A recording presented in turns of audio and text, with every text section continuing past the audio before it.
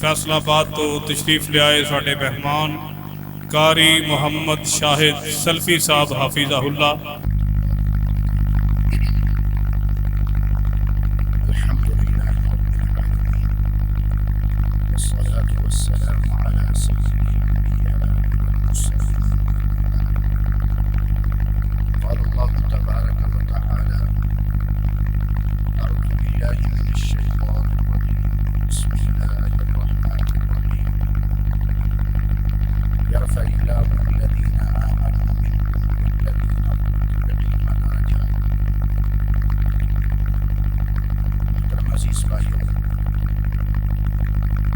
انشاءاللہ العزیز انتہائی اختصار کے ساتھ چند ایک باتیں آپ کے سامنے کرنی ہیں۔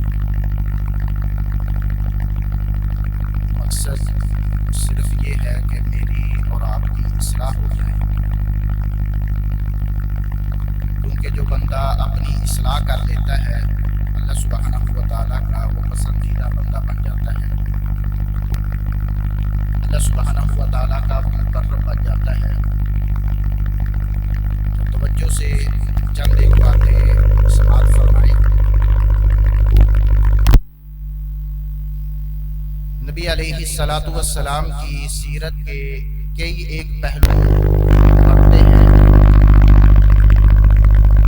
آپ علیہ الصلاۃ والسلام کی سیرت کے ایک پہلو پر چند ایک گزارشات آپ کے سامنے بیان کروں گا، وہ ہے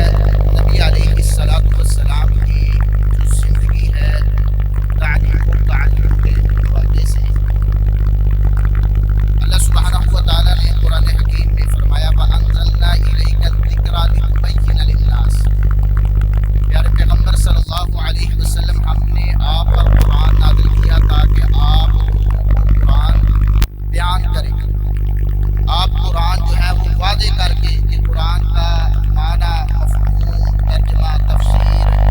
کہ اس لفظ کا کیا معنی بنتا ہے، کیا مفہوم بنتا ہے۔ سب سے پہلے قرآن اور حامل قرآن یہ کوئی معمولی لوگ نہیں ہیں، قرآن سیکھنے والے، قرآن پڑھنے والے، ان کا مقام و مرتبہ اللہ نے اور اللہ کے رسول صلی اللہ علیہ وسلم نے بہت بیان کیا۔ امام ابن ماجہ رحمہ اللہ نے سنن ابن ماجہ کے اندر ایک حدیث نقل کی ہے۔ ابو طفیل عامر بن واصلہ تابعی ہیں، یہ بیان کرتے ہیں، کہتے ہیں نافع بن عبد الحارث یہ بھی تابعی ہے۔ حضرت عمر رضی اللہ تعالیٰ کا دور خلافت ہے، حضرت عمر رضی اللہ تعالیٰ عنہ نے ان کو مکہ کا گورنر بنایا تھا۔ ایک مرتبہ سیدنا عمر بن خطاب رضی اللہ تعالیٰ عنہ مکہ کے قریب ایک جگہ ہے عصفان نامی جگہ پہ تشریف لائے، تو نافع بن عبد الحارث ان کے ساتھ ملاقات کرنے کے لیے عصفان پہنچے، ملاقات ہوئی۔ امیر المؤمنین نے پوچھا کہ نافع آپ مکہ میں اپنا کوئی نائب مقرر کر کے آئے ہیں یا ایسے ہی مکہ والوں کو چھوڑ کر آ گئے؟ تو حضرت نافع کہنے لگے امیر المؤمنین میں نے ابن ابزہ کو اپنا نائب مقرر کیا ہے۔ کہنے لگے یہ ابن ابزہ کون ہے؟ تو نافع کہنے لگے رجل من موالینا، یہ ہمارے آزاد کردہ غلاموں میں سے ایک غلام ہے، اس کو میں نے اپنا نائب مقرر کیا ہے۔ حضرت عمر بن خطاب رضی اللہ تعالیٰ کہنے لگے کہ آپ نے غلام کو جو ہے وہ اپنا نائب بنایا ہے، کیونکہ عرب لوگوں کے ہاں غلاموں کی کوئی حیثیت نہیں تھی، غلاموں کو عام لوگ سمجھا جاتا تھا۔ تو حضرت نافع کہنے لگے کہ وہ عام غلام نہیں ہے بلکہ قاری لکتاب اللہ، اللہ کی کتاب کا قاری ہے، عالم بالفرائض، وہ وراثت کا علم جانتا ہے۔ جب سیدنا عمر بن خطاب رضی اللہ تعالیٰ نے یہ کلمات سنے تو کہنے لگے اما سمعت نبیکم صلی اللہ علیہ وسلم، میں نے تمہارے نبی علیہ الصلاۃ والسلام سے سنا تھا، آپ علیہ الصلاۃ والسلام نے فرمایا ان اللہ یرفع بهذا الحدیث اقواما، اللہ اس کتاب کے ذریعے قوموں کو عروج عطا کرتے ہیں، وَيَضَعُ بِهِ آخرین، اور دوسروں کو پستی میں ڈال دیتے ہیں۔ یعنی جو لوگ اس کتاب کو پڑھتے ہیں، اس پر عمل کرتے ہیں، اس کو سیکھتے ہیں، اللہ ان کو بلندیاں عطا کرتا ہے، اور جو لوگ اس کتاب کو چھوڑ دیتے ہیں، اس پر عمل نہیں کرتے، اس کو ترک کر دیتے ہیں، ایسے لوگوں کا مقدر ذلت و رسوائی بن جاتی ہے۔ اگر آج کے دور میں ہم دیکھیں مسلمان کتنے ہیں، کروڑوں اربوں کی تعداد میں ہیں، لیکن پھر بھی مسلمان جو ہے وہ ذلت اور پستی کی زندگی بسر کر رہے ہیں۔ اس کی وجہ یہ ہے کہ ہم قرآن کو سمجھتے تو ہیں کہ یہ قرآن اللہ کا کلام ہے، بس اتنا سمجھتے ہیں کہ قرآن اللہ کا کلام ہے، اس کا ایک ایک حرف پڑھنے پر 10 نیکیاں ملتی ہیں، اتنا جو ہے وہ ہم سمجھتے ہیں، یا اس سے بڑھ کے ہم یہ سمجھتے ہیں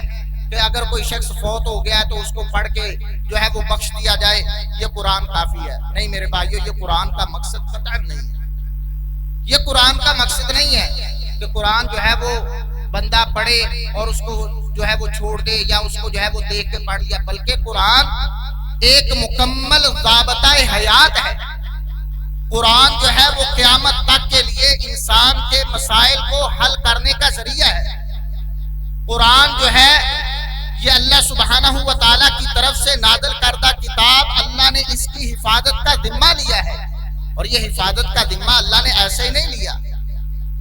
اس لیے لیا ہے کیونکہ قیامت تک جتنے بھی لوگوں کو مسائل درپیش ہوں گے، اللہ نے وہ اس قرآن میں جو ہے وہ بیان کر دیے ہیں، اور آج ہم اس کتاب کو جو ہے وہ چھوڑ چکے ہیں اور اس سے جو ہے وہ دور ہو چکے ہیں۔ حالانکہ ایسا نہیں ہونا چاہیے تھا، بلکہ قرآن کو پڑھنا، سیکھنا اور اس پر عمل کرنا، جیسا کہ نبی علیہ السلام کے صحابہ کا عمل تھا، جیسا کہ امام ابن حبان رحمہ اللہ نے صحیح ابن حبان کے اندر نقل کیا ہے، امام ابو داود رحمہ اللہ نے نقل کیا ہے، نبی علیہ السلام کے صحابی کہتے ہیں کُنَّا اِذَا تَعَلَّمْنَا 10 آیات من القرآن، جب ہم قرآن کی 10 آیتیں سیکھ لیتے، لم نتعلم العشر التي بعدها، بعد والی 10 آیتیں ہم نہیں سیکھتے تھے تب تک، حتی نعرف حلالها وحرامها وامرها ونہیها، جب تک ہم اس کے حلال و حرام کو نہ جان لیتے، اس کے اوامر و نواہی کو نہ جان لیتے، اور ابو داود کی روایت میں الفاظ ہے کہ جب تک ہم اس پر عمل نہ کر لیتے تب تک ہم جو ہے وہ اگلی آیات نہیں سیکھتے تھے۔ یہ اسلاف ہمارے صحابہ کا جو ہے وہ طریقہ تھا کہ 10 آیتیں سیکھی، ان کا معنی سیکھا، ان کے الفاظ کو سیکھا۔ سب سے پہلے الفاظ کو سیکھنا ہے کہ لفظ کی ادائیگی کیسے کرنی ہے، اس کا مخرج سیکھنا ہے۔ ہمارے ہاں قرآن پڑھا جاتا ہے لیکن مخرج کا پتہ نہیں، حالانکہ بعض ایسے کلمات جو ہم زبان سے نکالتے ہیں وہ کفریہ معنی جو ہے وہ دیتے ہیں۔ چند ایک مثالیں میں آپ کو اگر بیان کروں، علماء موجود ہیں، لفظ استعمال ہوتا ہے قل، موٹے کاف کے ساتھ جس پہ 2 نقطے ہوتے ہیں، قل اس کا معنی ہے دل، اگر وہی چھوٹے کاف کے ساتھ قلب کہہ دیا جائے تو اس کا معنی بن جاتا ہے کتا۔ اب دونوں کا موازنہ کریں کہ لفظ ایک ہی ہے لیکن مخرج بدلنے کے ساتھ معنی بدل گیا، اور اسی طرح اللہ سبحانہ و تعالیٰ قرآن حکیم میں فرماتے ہیں وَإِذِ ابْتَلَىٰ إِبْرَاهِيمَ رَبُّهُ، یہاں لفظ ہے وَإِذِ ابْتَلَىٰ إِبْرَاهِيمَ رَبُّهُ، کہ ابراہیم کے رب نے ابراہیم علیہ السلام کی آزمائش کی۔ اگر کوئی شخص ابراہیم پہ زبر کی بجائے پیش پڑھ دے، ابراہیم پڑھ لے، تو یہ کفریہ کلمہ بن جاتا ہے، اس کا معنی کفریہ ہو جاتا ہے اور ہمیں اس کا علم ہی نہیں ہوتا۔ اور اس طرح کی بے شمار مثالیں ہیں۔ بعض اوقات ایک جگہ پہ وقف کر دینا، ایک جگہ پہ رک جانا، وہاں معنی جو ہے وہ تبدیل ہو جاتا ہے۔ یہ ساری چیزیں جو ہے وہ سیکھنا لازمی اور ضروری ہوتی ہے، لیکن ہمارے ہاں ان چیزوں کا خیال نہیں کیا جاتا۔ بعض اوقات جو ہے وہ ایک کلمے کو تھوڑا سا لمبا کر دیں تو اس کا معنی بدل جاتا ہے۔ مثال کے طور پہ اللہ سبحانہ و تعالیٰ نے قرآن حکیم میں فرمایا وَقُلْنَا يَا آدَمُ اسْكُنْ أَنْتَ وَزَوْجُكَ الْجَنَّةَ وَكُلَا مِنْهَا رَغَدًا حَيْثُ شِئْتُمَا، ہم نے آدم علیہ السلام کو کہا کہ جنت میں ٹھہرو، وَقُلَا، لام کو تھوڑا سا لمبا کریں گے معنی ہو جائے گا دونوں، اگر وَقُلَا کہہ دیں تو معنی ہے ایک، تو یہ معنی بدل جاتا ہے لمبا کرنے کے ساتھ، لفظ کو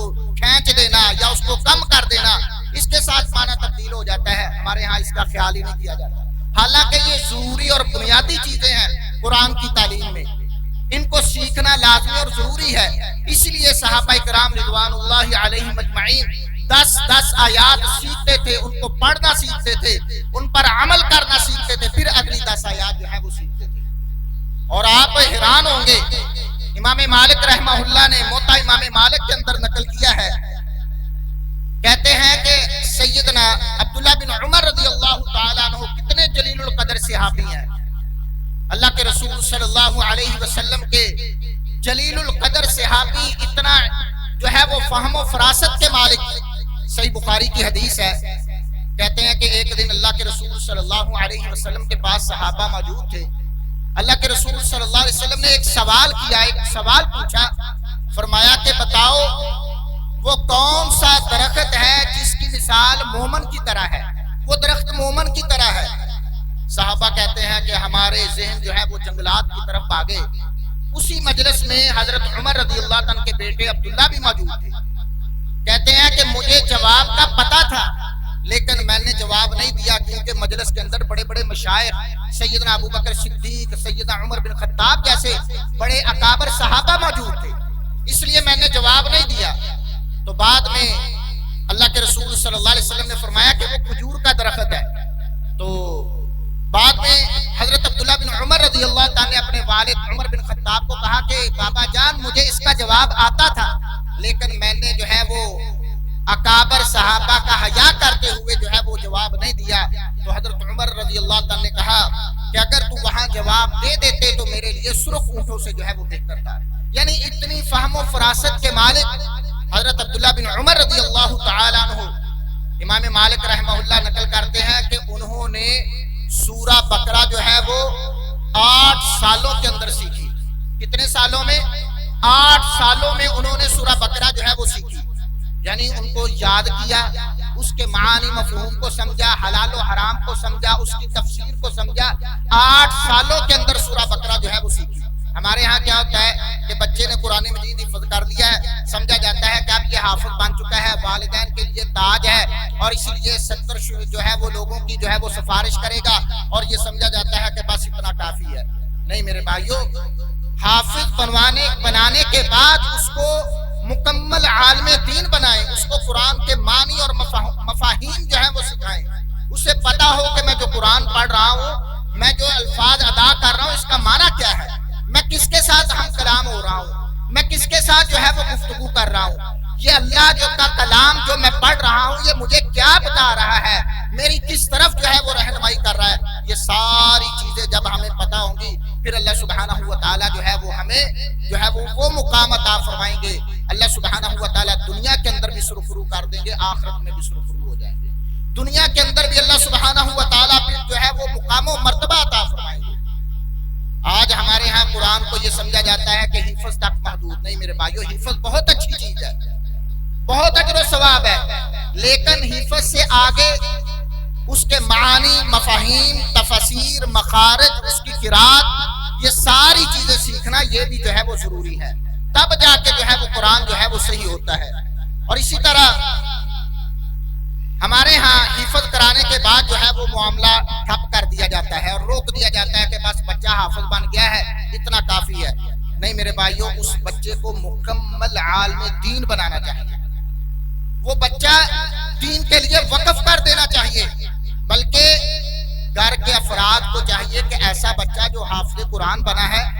اس پہ خرچ کریں، عالم دین بنائیں۔ اسکولوں کالجوں کے لیے ہم جو ہے وہ لاکھوں فیسیں دیتے ہیں، لیکن دینی مدارس کے لیے ہماری کوشش یہ ہوتی ہے کہ بچہ فری پڑھ لے،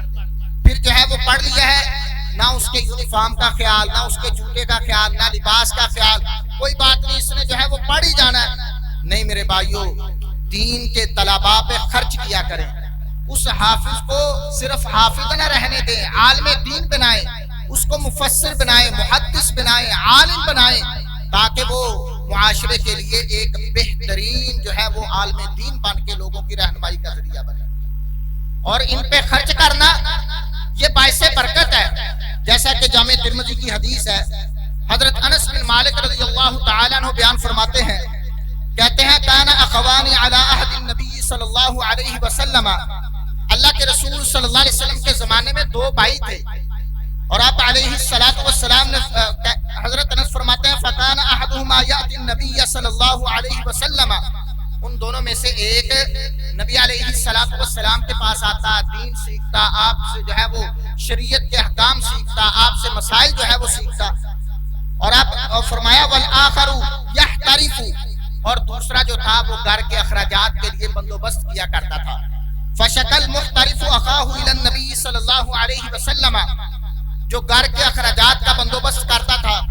نبی علیہ الصلوۃ والسلام کے پاس آ کر شکوہ کرنے لگا، اللہ کے رسول یہ سارا دن آپ کے پاس بیٹھا رہتا ہے، آپ کے مجلس میں رہتا ہے، میں جو ہے وہ تھکتا ہوں، کام کرتا ہوں، میں کما کر لیتا ہوں، گھر کے اخراجات چلاتا ہوں،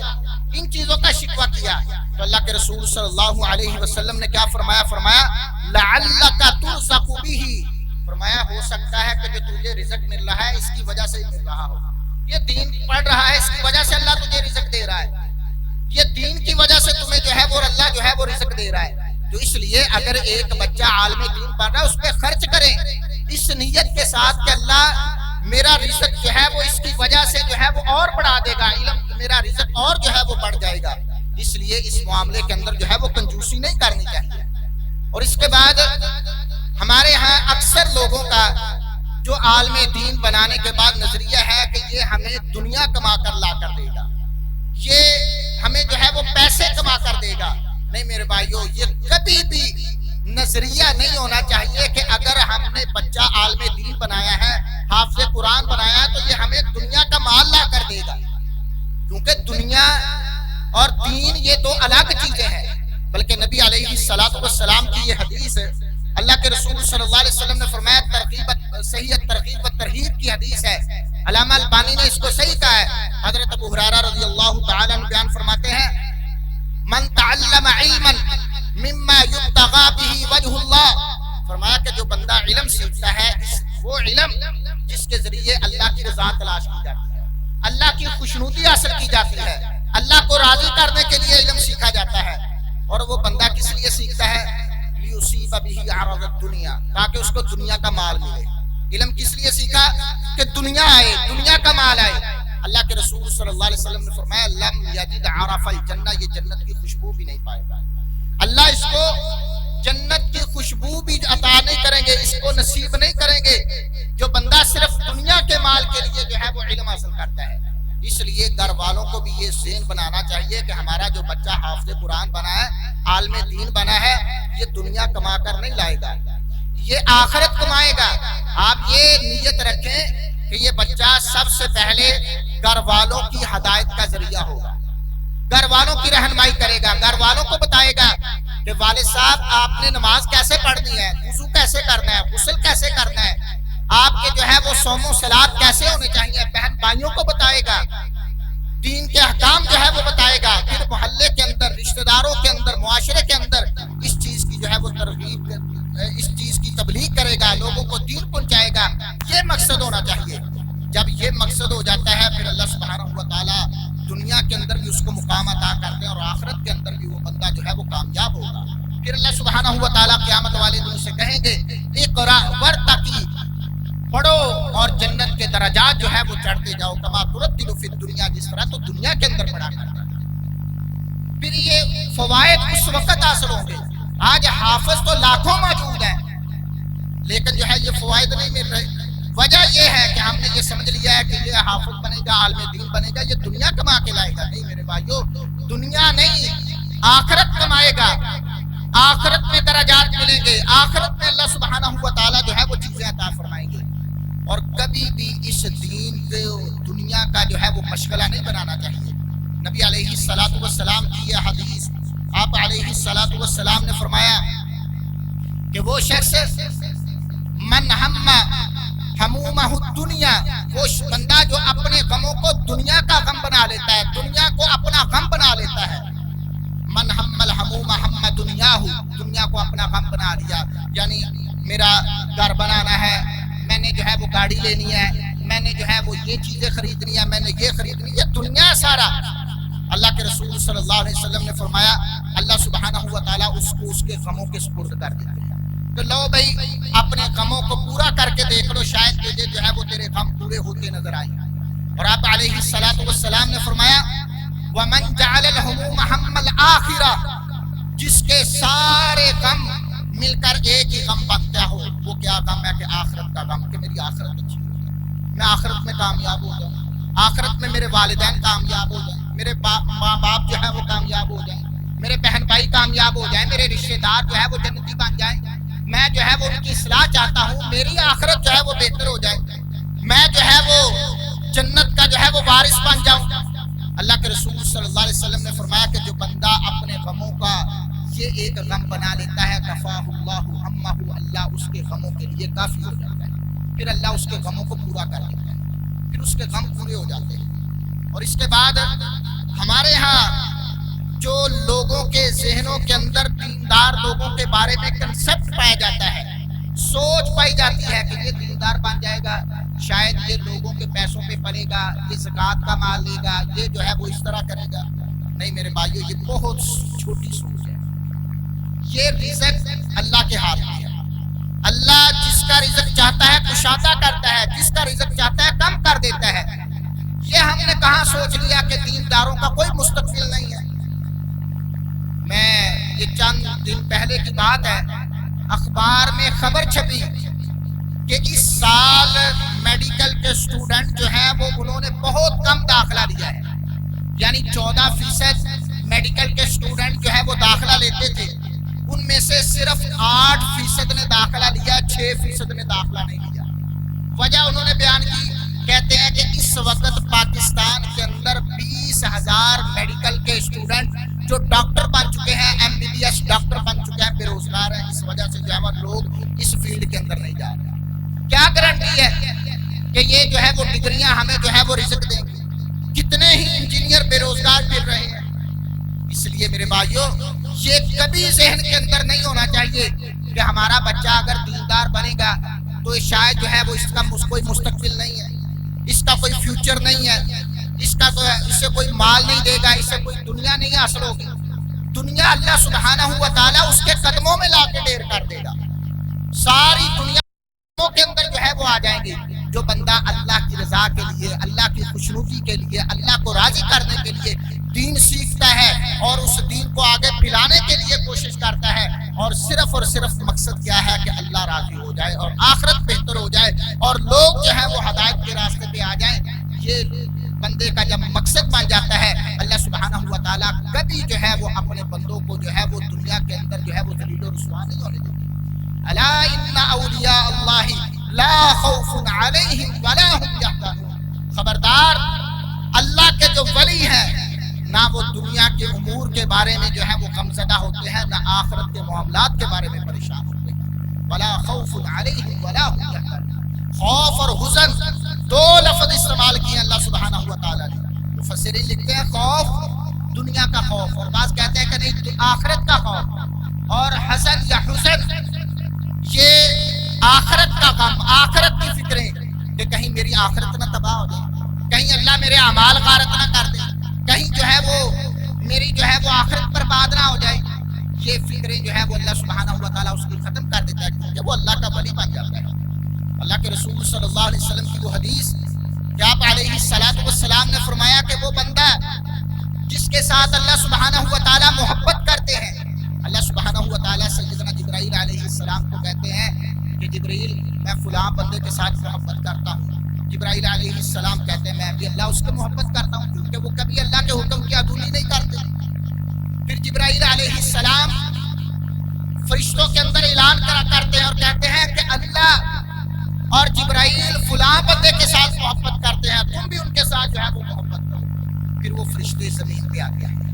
اور وہ فرشتے جو ہے وہ زمین پر جو ہے وہ چلتے پھرتے ہیں، لوگوں کے دلوں کے اندر القاء کرتے ہیں، الہام کرتے ہیں کہ اللہ اور اللہ کے فرشتے فلاں بندے کے ساتھ محبت کرتے ہیں، تم بھی ان کے ساتھ محبت کرو۔ اور اسی لیے لوگ علماء کے ساتھ بھی محبت کرتے ہیں، دیندار لوگوں کے ساتھ، ولیوں کے ساتھ محبت کرتے ہیں۔ یہ اللہ کی طرف سے جو ہے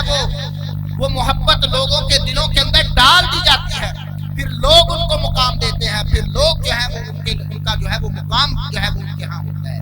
اور صرف لوگوں کے ہاں نہیں، فرشتوں کے ہاں بھی ہوتا ہے۔ آپ نے حدیث سن رکھی ہے، من سلک طریقا یطلب فیہ علما سہل اللہ لہ طریقا الی الجنہ، جو کوئی بندہ علم کی طلب کے لیے نکلتا ہے اللہ اس کے لیے جنت کے راستے آسان کر دیتے ہیں۔ اور پھر نبی علیہ الصلوۃ والسلام نے فرمایا کہ اللہ کے نورانی فرشتے محبت اور شوق کے ساتھ ان کے پاؤں کے نیچے اپنے پروں کو رکھتے ہیں، اپنے پروں کو بچھاتے ہیں، کس وجہ سے کہ یہ اللہ کا دین حاصل کرنے کے لیے۔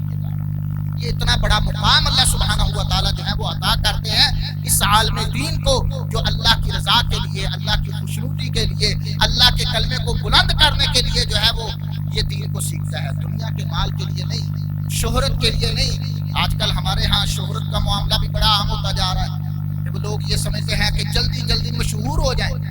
مشہور ہونے کی ضرورت نہیں ہے، بلکہ بندے کو کوشش کرنی چاہیے۔ ہمارے اسلاف جو تھے، سلف جو تھے، وہ اس معاملے پہ رویا کرتے تھے کہ کہیں اللہ سبحانہ و تعالیٰ ہمارے اس شہرت کی وجہ سے اعمال غارت نہ کر دے، کیونکہ کہیں ریا نہ آ جائے، دکھلاوا نہ آ جائے۔ اس لیے یہ شہرت کی ضرورت نہیں ہے۔ اللہ پہ توکل کرتے ہوئے، اللہ پہ بھروسہ کرتے ہوئے، اللہ پہ اعتماد کرتے ہوئے، دنیا کی فکروں کو چھوڑ کر اللہ کے کلمے کو بلند کرنے کے لیے بندہ نکل پڑے، اللہ دنیا کے اندر بھی سرخرو کر دیتا ہے اور آخرت کے اندر بھی سرخرو کر دیتا ہے۔ اللہ سبحانہ و تعالیٰ کے فرشتے جب لوگوں کے دلوں کے اندر القاء کریں گے تو پھر اللہ سبحانہ و تعالیٰ کے فرشتوں کا القاء کیا ہوا لوگوں کے دلوں میں وہ لوگوں کے ساتھ کیسے جو ہے وہ معاملات جو ہے وہ اچھے نہیں ہوں گے۔ اللہ سبحانہ و تعالیٰ ان کے سارے معاملات جو ہے وہ درست کر دیتے ہیں۔ اللہ نے فرمایا کہ جو اللہ کے ولی ہیں ان پر کوئی خوف اور حزن نہیں ہوگا، ساتھ ہی فرمایا الذین آمنوا وکانوا یتقون، وہ لوگ جو ایمان لائے اور ایمان لانے کے بعد تقوی اختیار کرتے ہیں، ڈرتے رہے۔ اس لیے آج کے فتنوں میں سے جو سب سے بڑا فتنہ وہ شہرت کا فتنہ ہے، اس فتنے میں سے بھی بندے کو جو ہے وہ بچنا چاہیے، اور اللہ کا ڈر اور خوف ہمیشہ دل کے اندر جو ہے وہ پست رہنا، اللہ کا ڈر اور خوف جو ہے وہ پیوستہ رہنا چاہیے، اللہ کا ڈر اور خوف دل میں موجود رہنا چاہیے، اور اللہ سے ڈرتے ہوئے بندہ جو ہے وہ دین کی تبلیغ کرتا رہے۔ اللہ سبحانہ و تعالیٰ دنیا بھی بہتر فرما دے گا، آخرت بھی بہتر فرما دے گا۔ اس لیے میرے بھائیوں، یہ آخر میں پھر جو ہے وہ میں یہی ان باتوں کو دہرا دیتا ہوں کہ جہاں ہم نے حفظ کرنا ہے، حفظ کے ساتھ ساتھ اس کے معانی، مفاہیم، تفسیر اور اس کے ساتھ اچھا عالم دین بچے کو بنانا ہے۔ پھر اس بچے کا یہ ذہن بنائیں کہ تو نے دنیا نہیں کمانی، تو نے جو ہے وہ آخرت کمانی ہے، تو نے دین جو ہے وہ لوگوں تک پہنچانا ہے، تو نے جو ہے وہ الہی کلمت اللہ کے لیے جو ہے وہ کام کرنا ہے۔ ہمیں تیری دنیا کی ضرورت نہیں ہے، اور اس کے لیے اس کے بھائیوں کو چاہیے، اس کے والد کو چاہیے، رشتہ داروں کو چاہیے کہ اس کو پروموٹ کریں، اس کے ساتھ تعاون کریں، تاکہ وہ دنیاوی معاملات کے اندر جو ہے وہ پریشان نہ ہو اور دین کا کام کرنے کے اندر وہ خلوص کے ساتھ جو ہے وہ کام کرے۔ اللہ سبحانہ و تعالیٰ سے دعا ہے اللہ ہمیں صحیح معنوں میں کتاب و سنت کا فہم عطا فرمائے اور پھر اس پر عمل پیرا ہونے کی توفیق عطا فرمائے۔ اللہ ہمارے دلوں کے اندر اخلاص پیدا فرما دے۔ اللہ ہمیں ہر قسم کی ریا اور دکھلاوے سے اللہ محفوظ رکھے۔ هذا ما عندي والله اعلم بالصواب وما علي